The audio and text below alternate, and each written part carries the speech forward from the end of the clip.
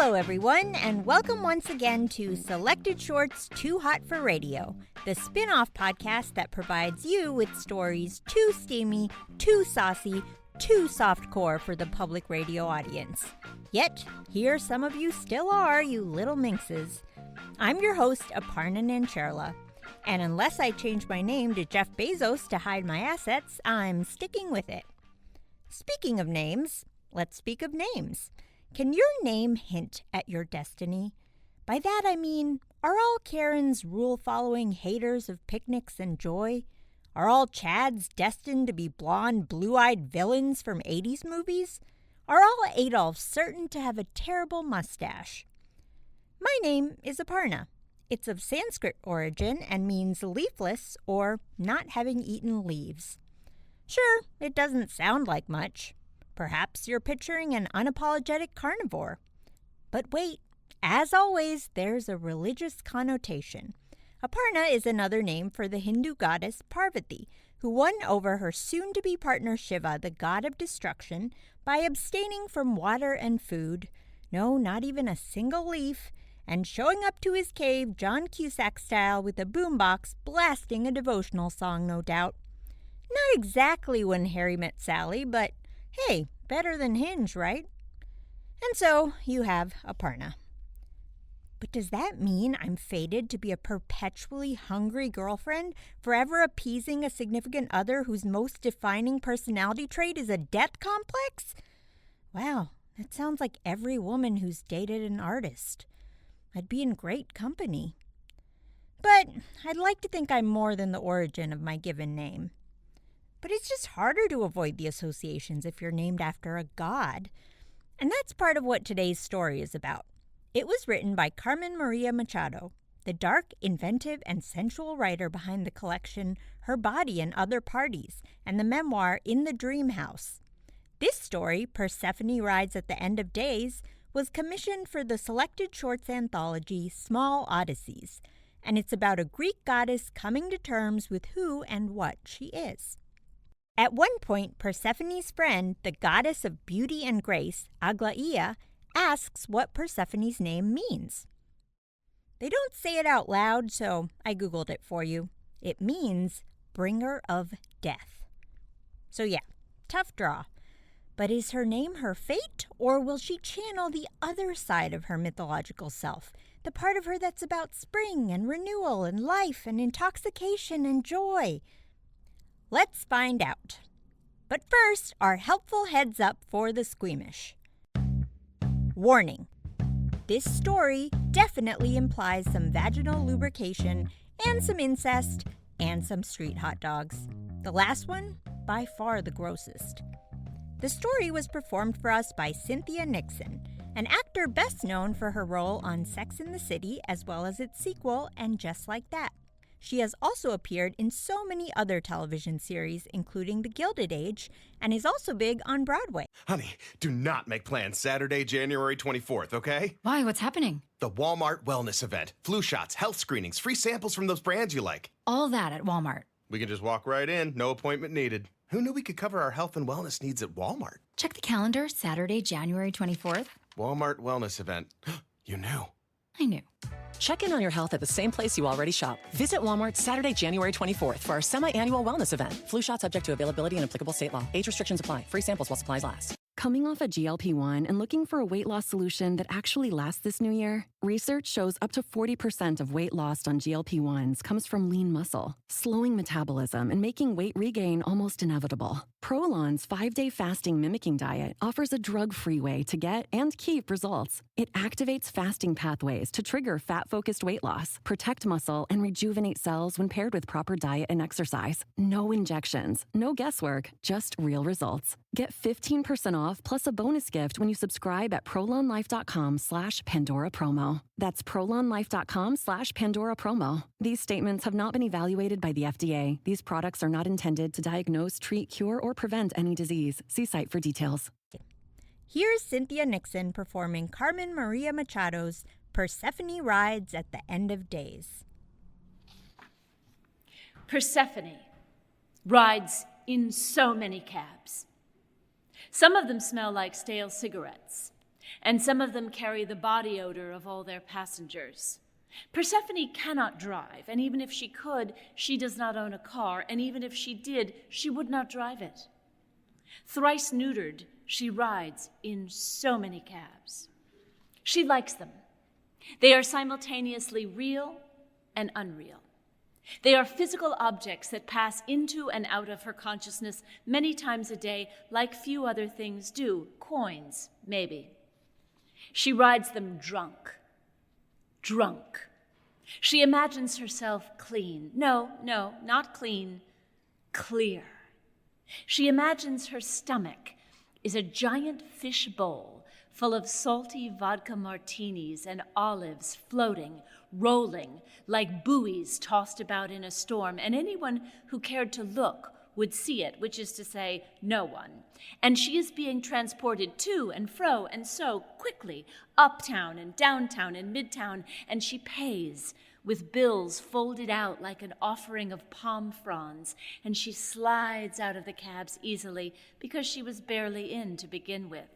Sometimes she cracks the window an inch, and the city air whistles in between the glass lip and the rubber one, and it drowns out everything. When she does this, she can smell exhaust or hot dogs, or sometimes both, a muggy mix of salt and poison. Mother says the fortune will be hers one day, all of the fields, all of them, right down to the golden chaff that has fallen in the dirt. Even that will be hers, albeit scooped up in the hands of laborers, transferred to other laborers, sold for money on the open market, converted into currency, and deposited electronically into her bank account, but hers, nonetheless. Persephone accepts this, though she knows she has not earned it. Her mother says, "Take this. Cash, here, and Persephone takes it. She forgets how much she has. She finds $100 bills washed and pressed, folded into jeans she hasn't worn in 6 months. Her only friend is Aglaia. She has many friends, but Aglaia is her only real friend. Aglaia's father owns all sunflowers. And the sun, some say, but that is just a nasty tabloid rumor. Aglaia comes over almost every day, and she and Persephone go out to lunches, many lunches. Persephone feels as if she is forever eating lunch. They talk about names. They talk about names because Aglaia's father has so many wonderful varieties of sunflower under his charge. American giant, Aztec sun, lemon queen, dwarf sunspot, ring of fire, velvet queen. Persephone doesn't know as much about the wheat, though she knows there is a variety called soft red winter wheat, which makes her think of wine with mouthfeel, and cashmere, and blood on snow, all very nice things. But Aglaia is on a roll. My name means splendor, Aglaia says, so I guess we're just a family of good namers. What about you? What does your name mean again? It is the afternoon. They are eating at a very upscale bistro where starch-shirted waiters hand-crisp the corners of their paninis with solid gold lighters. Aglaia knows what Persephone's name means. She just wants Persephone to say it. Aglaia is Persephone's best friend, but she can be a bitch sometimes. Maybe they should do a TV show together. That night, Persephone takes a bath. She fills the tub too high. She gets in and rolls to her side like she does when she is sleeping. It occurs to her that perhaps this is the way to sleep, in a tub full of hot water. Maybe there could be a device that constantly takes the temperature of the bath bed and adds a little hot water when it gets too cold. She should invent that device, but she is too tired to get out of the tub and write it down. She hears her mother's footsteps coming toward the bathroom. She hears them for several minutes. The wing's main corridor is very long. The door opens. Persephone? Persephone sloshes the water in acknowledgement. Her mother comes in. She folds a fluffy yellow towel in half, lays it over the side of the tub, and perches herself on it. She strokes Persephone's wet hair. "What you doin', Poppy?" Persephone looks up at her mother dully. She sloshes the water a little bit more. "Bad day?" "I think Aglaia hates me," Persephone says. "I have an idea," her mother says. "What if you planned an event, like a party? And then you can invite whoever you want. It can be the social event of the year. Maybe you can make some new friends." There is a voice on the other side of the door. "A call for you, ma'am." Persephone's mother kisses her head. "Use the credit card. Let me know if you need any phone numbers." Persephone watches her mother's retreating form, the way that her willowy body rocks when she walks, the golden sheet of her hair moving with her. After that, Persephone practices light social conversation with herself. The questions echo back at her, somehow sharper than when they left her mouth. Arion is Persephone's half-brother. She has not seen him since they were kids, and he kicked her in the leg and called her Persephone. He comes to dinner on a Thursday. He is no longer short. He is no longer whiny or covered in boils. "Say something to your brother, Poppy," her mother says. Arion is her son from her fury days, as she calls them, her wild youth. He is suspiciously handsome. His shoulders are broad and strung through with muscles. His hair looks like it was arranged on a wig maker's form and snapped onto his head. "I like your shirt," Persephone says after a minute. Arion begins to talk about the shirt at great length. Persephone looks down at her plate. She presses her fork into the mountain of risotto. The peas roll into the cream sauce that covers the tender loin. She looks up when her mother says her name. "Persephone is planning a party," her mother says. "Isn't that right, Poppy?" "I love parties," Arion says. "What kind of party?" She rolls her spoon into the peas. They avalanche into the cream. It's chaos, madness. It gives her an idea. "An apocalypse," she says. "The world is sort of overdue for one, honestly." Arion's eyes widen. "I've never been to an apocalypse before." "Well," says Persephone's mother brightly, "why don't you include Arion in the planning? I bet he'd be good to..." She goes on talking to Arion, laughing like a girl. Persephone scowls, but no one notices. Later, she decides to make up with Aglaia. "I forgive you," she says over the phone. "Help me plan my party?" "Were we fighting?" Aglaia says. And yes. Aglaia recruits some friends she met at rehab. 4 sisters. Their dad owns a bunch of churches, she says. The sisters don't look so good. Skin strung over bone, blemishes glowing on their arms and mouths like roses, breath rattling in their rib cages like the wind whistling through a row of decrepit houses, and they are fighting with each other when everyone arrives. Aglaia and Persephone sit down and watch the sisters argue over who will take notes. As one of them punches another, Arion wanders in, tossing a football from hand to hand. "Okay, let's talk about decorations and food," Persephone says. "Ooh, ooh!" One of the sisters bounces up and down, her bony hand waving in the air, the fight for the legal pad forgotten. "We could make the room look like a war-torn landscape." The Victoria's sister scratches this down. The others chime in, "Like we could destroy some of the tables and chairs, but not all of the tables and chairs, but not all of the tables and chairs because people need to sit and we need to put the snacks somewhere. But the snacks could be rations, dehydrated ice cream and meat and stuff. We could blow up the whole block, half the city even. We would need enough rations for the city then, just half. Persephone looks down at her manicure. She notices Arion watching her from his folding chair, which he rests upon like a hunking Clydesdale. He scratches at the back of his hand. Something tingles inside of Persephone like she has stuck her finger into her own belly button. Persephone's mom invites her daughter to come visit the fields. "Bring Arion," she says from many miles away, her voice sliding melodiously through the wires like water. "Can you take the time off from planning your party?"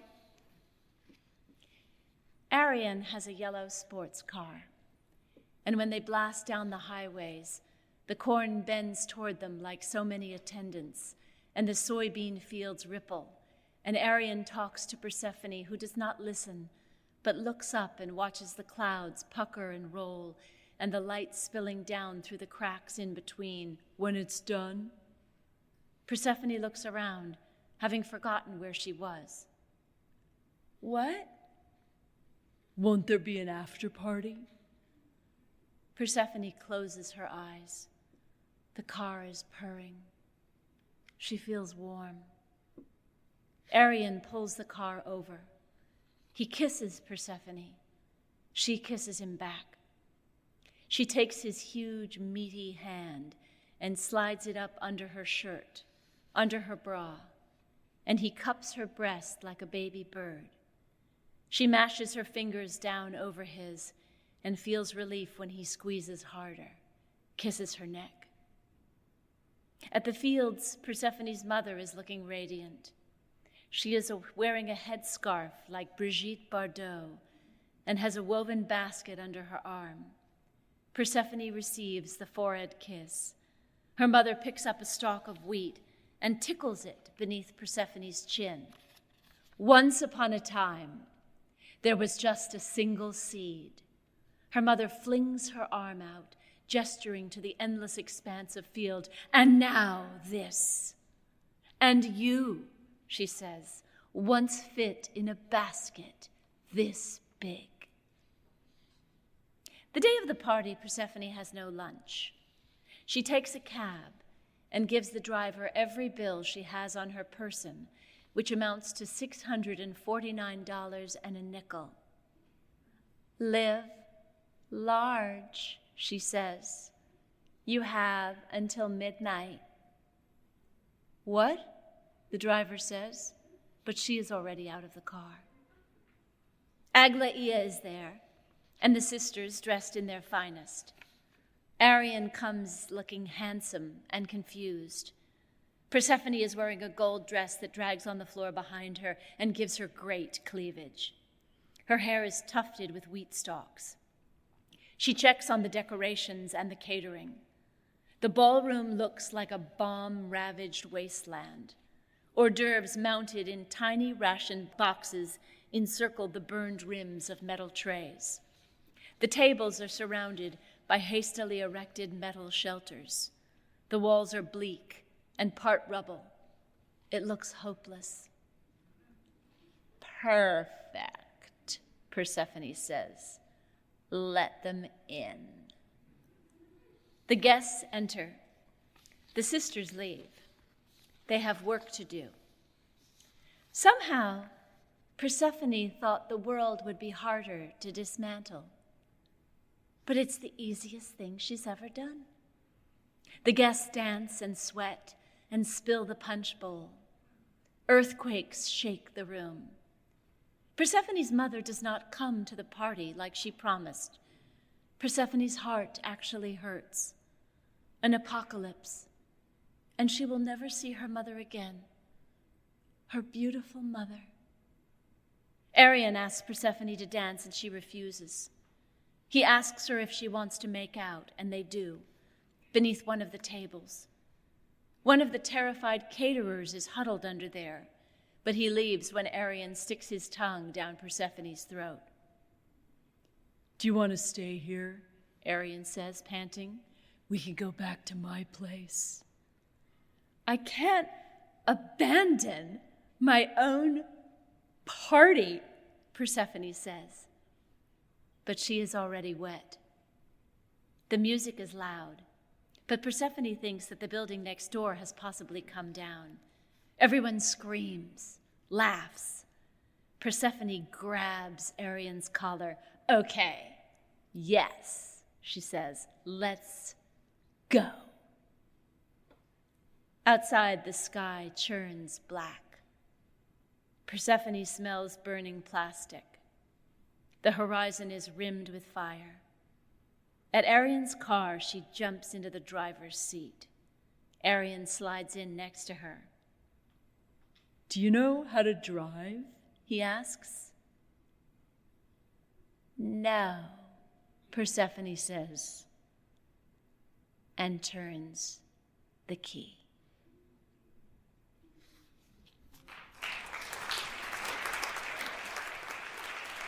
That was Carmen Maria Machado's Persephone Rides at the End of Days, read by Cynthia Nixon. Our show is produced by Jennifer Brennan and Mary Shimkin.